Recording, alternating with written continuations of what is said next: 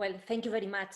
Thank you very much for the invitation. It is a pleasure to be with you today. And well, during the last years, UNESCO has been promoting initiatives in different regions. For instance, in 2017 in Montevideo in Latin America, and the creation of the Asia Pacific Education Network for safeguarding ICH in order to advance teaching, research, community services. Moreover, in 2018, UNESCO conducted a survey on ICH in African universities and found out that only one program focused on ICH. However, there are multiple programs related to it. Well, being ENCAT, the European Network of Cultural Management and Policy, and having the consultative status with UNESCO, this is a great opportunity for the organization to participate in such debate. ENCAT has already worked on ICH-related issues. The organization has produced a mapping on which it was found out that 1,047 educational programs throughout Europe include ICH subjects, and which additionally includes recommendations to integrate ICH in higher educational curricula, knowledge sharing, cross-disciplinary pollination, and cross-assessment of policies, enlisting the needs of the job market. Here you have the map of Europe, and you have to bear in mind that as any research, there are some limitations. You can see that those countries with the borders in white, the research was carried out in the official languages, and those ones in red only in English. So I'm sure that there will be more programs in the official languages, but at least it provides us with a picture. Well, if we look a little bit closer, we can see that there is a total of 146 programs at all levels that have been found containing ICH subjects, meaning that those subjects or modules contain the term ICH or an equivalent in their title. And you can see the big presence of those programs in countries such as Turkey, Germany, or France. Well, if we look closer, we see that some of those subjects specifically contain the term ICH in their title. Here you can see the title of those subjects. You can see that there are general approaches like introduction to ICH or very specific subtopics. Also, you can see the framework, the program title. They are different ones. Some of them, for example, belong to human sciences and areas like communication, history, ethnology, and so on. And you can also see that the types of programs are of different level, undergraduate and postgraduate programs. Well, here you can see more examples. And you can also see in this graph the different programs with ICH in title, that they are not so many. Those are all the programs that we found in Europe, okay? And you can see the level of those programs. Most of them are master's, postgraduate programs, but there are some that are also at the bachelor level as well as the PhD programs. As closing remarks of this mapping that we carry out in Europe, I can say that the number of programs involving ICH is significantly high, 3,179 over 1,000 programs analyzed in the mapping in the 45 countries. 146 programs have been found across those countries which include subjects dealing with ICH, and only 36 subjects solely focus on ICH. I can also say that the term ICH is barely used. They use other terms, and only French universities across all the analyzed countries use the term patrimoine immaterial.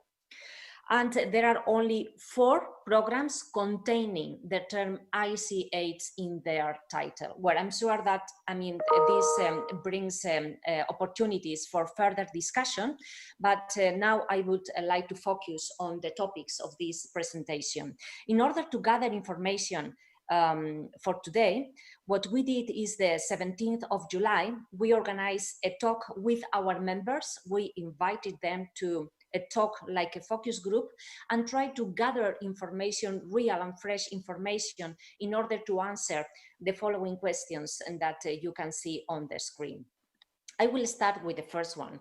How has the COVID-19 pandemic affected the life of higher education networks, our members, and the individuals and professionals for ICH safeguarding? Well, from their experience, ENCAT members agreed that universities had to turn all their higher educational programs into an online format.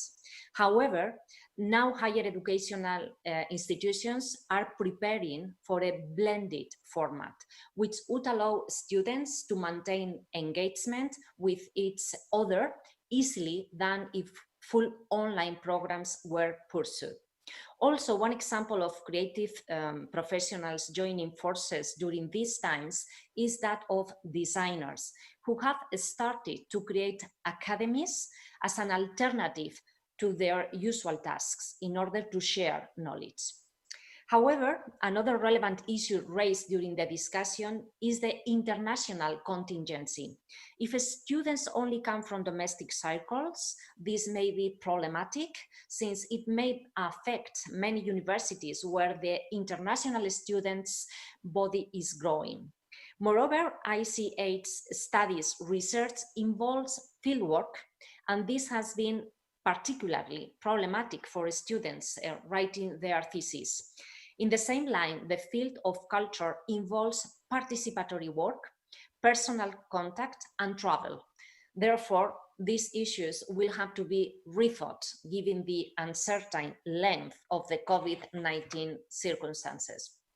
Well, depending on the fieldwork concerns, we also have to think on what happens with communities safeguarding on ICH. And it is now more than ever important to provide informal educational and teaching to these groups because they have become quite isolated. Therefore, it is our task now as well as to think what to do and reorganize this contact and flow of info between universities and communities. At the city level, safeguarding ICH is also becoming a challenge nowadays, since, for instance, local festivals cannot be celebrated. And this is also tradition and part of the city's role in safeguarding ICH. Well, regarding the following question, in terms of technical conditions and resource availability, I have to say that ENCAT members consider this issue entails a double take, since the situation will vary if we compare communities with higher education institutions. Resources available in higher education institutions will also be different depending on the country's capabilities. Do all universities in Europe have the same availability to resources? It is difficult to address issues of teaching at higher education institutions and then the ICH situation in general. One thing depends on the other to a certain extent, but problems and how to address them are not necessarily similar. Well, regarding how do active networks contribute to increasing young people's interest, I would like to say that in general terms, it is believed that young people involved in ICH activities are already enrolled in ICH or similar studies. Otherwise, it does not seem clear whether participants in such activities, although coming from different sectors and working areas, are really engaged in the activities because they are aware that they are contributing to the safeguarding of ICH. With regards to this matter, ENCAT members consider very important to rethink how to approach these activities to the younger audience, how to make them appealing for young people to contribute. As a successful example, I would like to point out the Maastricht University, the City Hall, and the province of Limburg did a cooperation project by which young design students from different European countries were brought to the city of Maastricht, which has ICH label. The idea was to encourage them to think about Europe and create something of value. And in the end, these students, inspired by the Maastricht Treaty, created a common European fashion program. Therefore, this was inspired by ICH, but portrayed in a different manner. And maybe this is what young students need most in order to feel engaged to participate in ICH activities. I remember that one ENCAT member also raised the importance of making sure we, as cultural professionals, do not open the gap between generations, since the situation in the European Union is not the same as in other parts of the world. Well, in order to gather information about how do higher education networks for ICH safeguarding build a relationship with communities, tradition bearers, the larger public in general, we also ask our members, and they put different examples on how this is being carried out at the moment. As highlights in the western part of France, the link with communities which are most safeguarding ICH is rather achieved through the Office du Patrimoine Culturel Immaterial than from regional universities. However, this office also offers university courses. Therefore, it certainly plays an important role between communities and universities. Another example set is that of universities closely working with UNESCO on safeguarding the textile tradition of making silk. This is part of a project of cultural tourism in which a connection between different stakeholders is established within the same project. And in terms of the fifth question that we chose, on this occasion, ENCAT members also show the importance of finding bridges between topics that can bring new perspectives and raise awareness of ICH. One way to achieve so is by doing joint projects of different areas. For instance, even though UNESCO normally organizes a single forum focused on World Heritage, now this has been mixed with the Young Researchers Forum on ICH. On this project, World Heritage young professionals were informed on ICH, and they had no notions of it and communities. Therefore, this has been an eye-opener experience for them.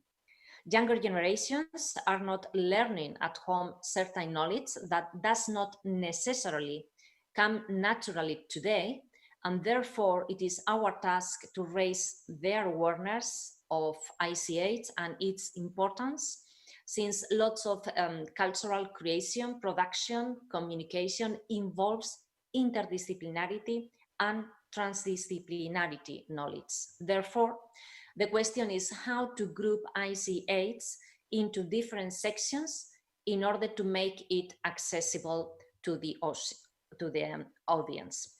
And lastly, I would like to make this conclusion that having a universal model or practice to spread knowledge on ICH is rather complicated. But what is important is to keep in mind the human creativity and the possibility of change and evolution. Cultural heritage was a creation at a time We tend to forget that we call now cultural heritage was first an answer to a problem, and it was a creation. And it is important to understand where we come from, and this can also help engage the younger generations. Thank you so much for your attention.